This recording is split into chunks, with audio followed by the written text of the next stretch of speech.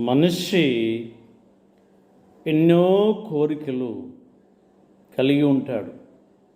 కానీ అందులో శ్రేష్టమైనవి ఒక 5 అవసరమైన కోరికలు మానవుడు నిత్యము కలిగి ఉంటాడు. ఏంటివి అవి అని చూసినట్లయితే, మరి మనుష్యుడు దీర్ఘకాలం అనగా ఎక్కువ కాలము బ్రతకాలని కోరుకుంటాడు. రెండవదిగా మనం చూసినట్లయితే, అందరి ద్వారా నేను మంచివాడనని అనిపించుకోవాలని చూస్తూ ఉంటారు. మూడవదిగా మనం గమనించినట్లయితే, అదిగో ఆయన చేసేది, వారు అనుకున్నది సఫలం కావాలి, అనుకున్న పనులన్నీ చకచక జరగాలి అనే కోరిక మనుషులు కలిగి ఉంటారు.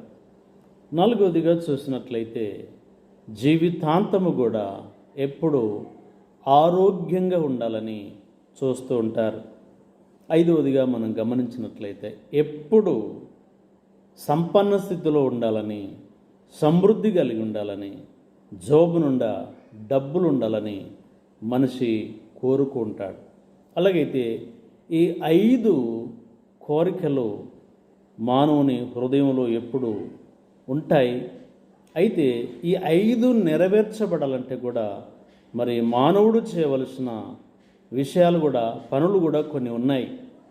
దీర్ఘాయు అనగా ఎక్కువ కాలము బ్రతకాలంటే మరి దేవుని యొక్క ఆజ్ఞలను మనం పాటించాలి అనే సంగతులు సామెతల గ్రంథం 3వ అధ్యాయము 1-2 వచనాల్లో మనం చూస్తున్నాం. దేవుని యొక్క ఆజ్ఞలను మనము హృదయపూర్వకంగా గైకున్నట్లయితే తప్పక మనం ఎక్కువ కాలము సుఖముతో గడిపే సంవత్సరములు, దీర్ఘాయువు ప్రభు ఇస్తాడని లేఖన భాగంలో మనం చూస్తున్నాం.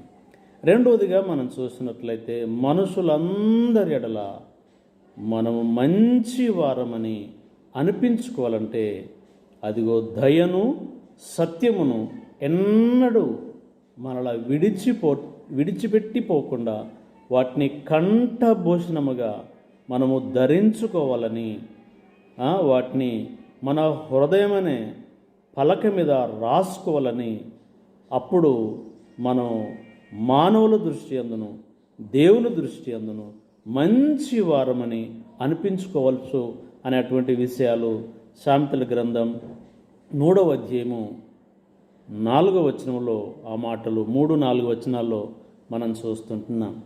అలాగనే మూడవదిగా మనం చూసినట్లయితే, మనం అనుకున్నవన్నీ సక్సెస్ కావాలి, మనం ఫెయిల్యూర్ కాకుండా సఫలం కావాలంటే అదిగో దేవుని అధికారంకు మనం ఒప్పుకోవాలి. మన సొంత బుద్ధిని ఆధారం చేసుకొనక దేవుని యొక్క చిత్తం పైన మనం ఆధారపడుతూ ఆయన అధికారమునకు మనం ఒప్పుకోవాలని సామెతలు 3వ అధ్యాయము మరి 5-6 వచనాల్లో మనం చూస్తుంటున్నాం.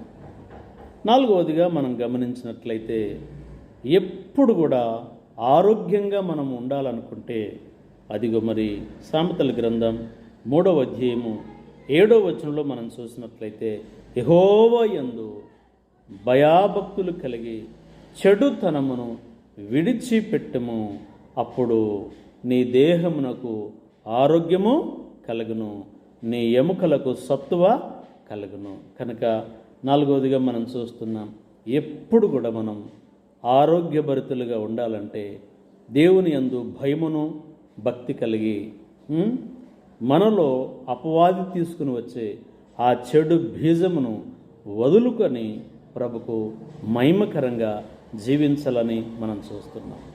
ఐదవదిగా మనం గమనించినట్లయితే, ఎప్పుడు కూడా మనం సమృద్ధిలో ఉన్నట్లు, జోబు నుండా డబ్బులు ఉండునట్లు మరి ఉండాలంటే అదిగో మనకు దేవుడు ఏదైతే ఇస్తున్నాడో దాన్ని మరలా అందులో భాగమును ప్రభుకిచ్చి ప్రభును ఘనపరచాలని అదే సామెతలు 3వ అధ్యాయము 9లో మనం చూస్తున్నాం. నీ రాబడి అంతటిలో ప్రథమ ఫలమును నీ ఆస్తిలో భాగమునిచ్చి యెహోవాను గణపరచుము, అప్పుడు నీ కొట్లలో ధాన్యము సమృద్ధిగా ఉండునని లేఖన భాగంలో మనం చూస్తున్నాం. వాక్యం వింటున్న నా సహోదరి సహోదరుడా, మనం దీర్ఘాయువు కలిగి ఉండాలంటే అదిగో ఆయన ఆజ్ఞలను మనం పాటించే వారంగా ఉండాలి. మనం మంచివారం అనిపించుకోవాలంటే దయను సత్యమును మనము కలిగి ఉండాలి అనే సంగతులు చూస్తున్నాం. అలాగనే మరి మన పనులన్నీ కూడా చకచక జరగాలంటే అదిగో మన స్వనీతి సొంత బుద్ధితో కాకుండా దేవుని చిత్తమునకు అప్పగించుకోవాలి అనే సంగతి చూస్తున్నాం.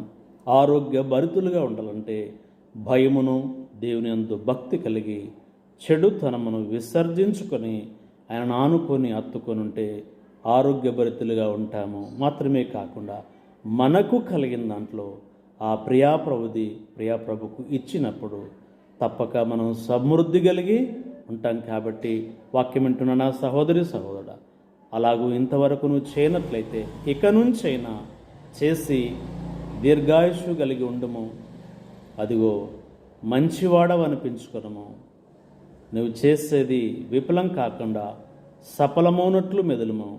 ఆరోగ్యభరితులుగా ఉండము. సకల సమృద్ధి దేవుని ద్వారా పొందుకొనుము. God bless.